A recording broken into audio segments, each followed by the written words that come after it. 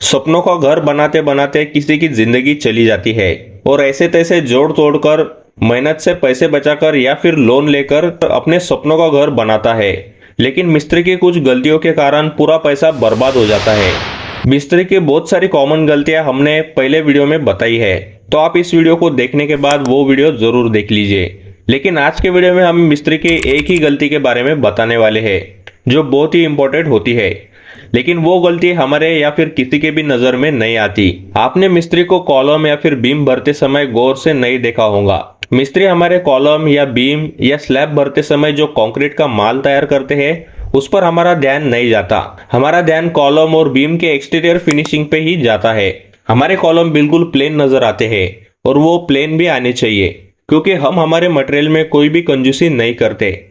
लेकिन बहुत बार जो कॉलम या बीम ऊपर से प्लेन दिख रहे हैं वो अंदर से भी मजबूत है या नहीं, ये हम पता नहीं लगा सकते। इस बात का फायदा मिस्त्री उठाता है या उनकी इतनी समझ नहीं होती कि किसी भी कंक्रीट की मजबूती किस बात पर निर्भर करती है। हमारे कॉलम या बीम के ऊपर से फिनिशिंग अच्छी दिखने के लिए बहुत बार मिस्त्री कंक्रीट का मसाला बनाते समय गिट्टी का प्रमाण बहुत ही कम कर देता है और रेत की क्वांटिटी ज्यादा कर देता है, जिससे हमारे कॉलम या बीम बाहर से फिनिशिंग में नजर आते हैं।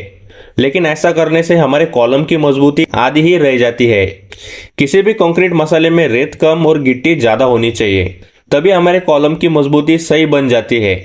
ऐसे तो मटेरियल इंजीनियरिंग ड्राइंग के हिसाब से ही लेने चाहिए, लेकिन आपने साइट पर कोई इंजीनियर नहीं लगाया तो आपको इस बात का ध्यान जरूर रखना है कि हमारे कंक्रीट के मटेरियल में रेत का प्रमाण गिट्टी के प्रमाण से ज्यादा ना हो।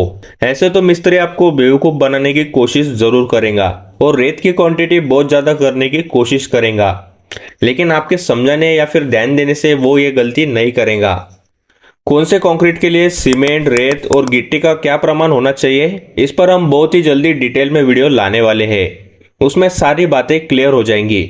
फिलहाल इतना याद रखिए कि रेत से ज्यादा गिट्टी का प्रमाण होना चाहिए।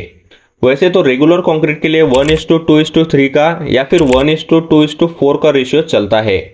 इसमें पहला भाग सीमेंट रहेगा, दूसरा भाग रेत का रहेगा और तीसरा भाग गिट्टी का रहेगा। मतलब गिट्टी का प्रमाण सबसे ज्यादा होना चाहिए। वैसे तो आपका मिस्त्री इतनी सारी गिट्टी यूज करने को तो जरूर इनकार करेगा, लेकिन आपके ध्यान से रेत का प्रमाण कम जरूर करेगा। याद रखिए, आपके कॉलम, बीम या फिर स्लैब के मजबूती में गिट्टी का प्रमाण सही होना सबसे जरूरी होता है। बिना गिट्टी का कॉलम 4 दिन भी लोड नहीं संभाल सकता। इसलिए तो स्टील या फिर गिट्टी पे सबसे ज्यादा ध्यान देना होता है, क्योंकि कॉलम और स्लैब मजबूत रहेंगे तभी तो घर मजबूत खड़ा रहेगा। तो आशा करता हूँ कि आज के वीडियो की जानकारी आपको अच्छी लगी। वीडियो में कुछ समझ नहीं आया या फिर आपका कोई सवाल हो तो हमें कमेंट में जरूर पूछ लीजिए। इस वीडियो को ध्यान से देखने के लिए आपका बहुत बहुत धन्यवाद।